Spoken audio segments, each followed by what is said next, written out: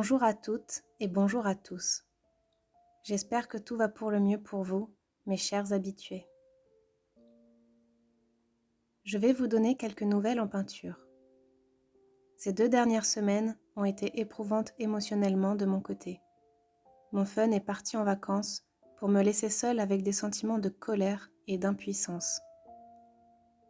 Cela fait plusieurs vidéos maintenant que je vous parle des problèmes administratifs que je rencontre.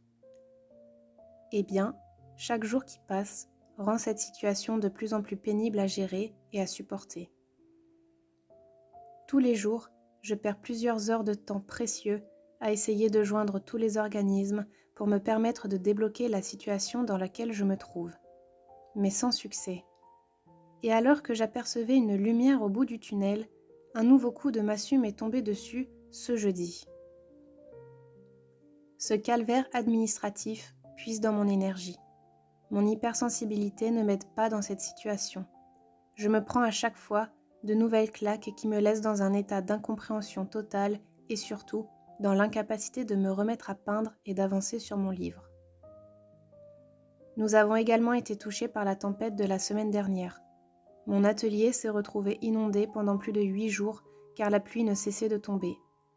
J'ai donc installé mon bureau dans la chambre pour pouvoir continuer de travailler. Nous avons eu de la chance, pas de gros dégâts, mais de nouveaux travaux seront à prévoir pour que je puisse réhabiliter ma pièce. Cette inondation, en plus de l'absurdité des démarches administratives, m'a fait péter un boulon. Je n'ai pas été capable de prendre le recul nécessaire et de me dire qu'après tout, ce n'est pas grave. De nombreuses personnes ont été bien plus touchées que moi. D'ailleurs, si vous avez été touchés aussi, j'espère que tout va bien maintenant pour vous. À cela ajouter les problèmes du quotidien, tomber malade pendant 3 jours à ne pas pouvoir sortir du lit, je n'ai pas touché mes pinceaux pendant 15 jours.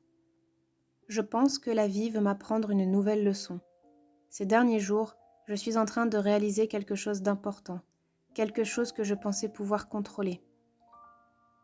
Je réalise et je prends conscience que justement, je ne contrôle absolument rien.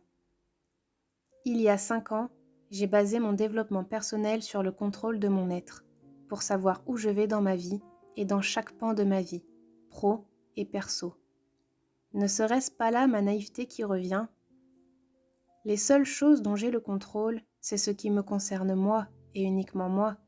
Mon alimentation, mon rythme de sommeil, ce que je décide de faire ou non pour me divertir, m'instruire, m'élever, vivre dans un environnement propre et rangé. N'est-ce pas naïf de penser que j'aurais pu contrôler autre chose que ça ? Je ne contrôle pas les process administratifs. Je ne contrôle pas la météo et ses conséquences. Je ne contrôle pas les gens que j'ai au téléphone et qui me parlent comme une merde, m'envoient chier et des fois même me raccrochent au nez. Et je ne suis toujours pas capable de contrôler les émotions fortes ressenties par mon corps. Dans son livre « Imparfait, libre et heureux », Christophe André parle beaucoup de l'acceptation. Il faut accepter les choses, les mauvaises situations qui se présentent à nous pour pouvoir les changer. En refusant d'accepter les choses, nous souffrons. L'acceptation est un processus positif, contrairement à la résignation, qui, elle, est négative. Quand nous n'acceptons pas les choses et que nous laissons tomber, apparaît alors la résignation, sentiment de frustration et de souffrance. J'ai lu ce livre il y a plus de 10 ans et je pratique toujours cette phase d'acceptation dans les moments difficiles de ma vie. Bien sûr, accepter n'est pas facile et peut prendre du temps suivant la difficulté rencontrée. Mais en acceptant, on peut alors prendre les événements sous un angle nouveau et se battre pour pouvoir les changer, pour enfin arrêter de souffrir. Je suis actuellement sur le chemin de l'acceptation du fait que je pensais pouvoir contrôler ma vie alors qu'il n'en est rien ou pas grand-chose. Je prends conscience qu'à partir du moment où j'ai besoin d'un tiers pour avancer dans ma vie, pro ou perso, je ne contrôle que 50%, ce que je suis capable d'amener ou de produire.